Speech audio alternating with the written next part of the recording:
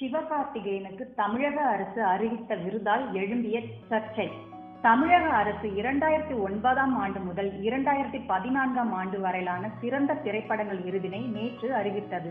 பட்டியலில் 2011ஆம் ஆண்டிற்கான சிறந்த நடிகர் சிறப்பு பரிசு விருதுக்கு சிவகார்த்திகேயன் தேர்வு செய்யப்பட்டுள்ளார். பாண்டியராஜன் இயக்கிய மெரினா படத்திற்காக இந்த விருது அவருக்கு அளிக்கப்படுகிறது என தெரிவிக்கப்பட்டுள்ளது. இதில் என்ன பிரச்சனை என்றால், இந்த படம் 2012ஆம் ஆண்டு பிப்ரவரி 3ஆம் தேதி ரிலீஸ் ஆனது.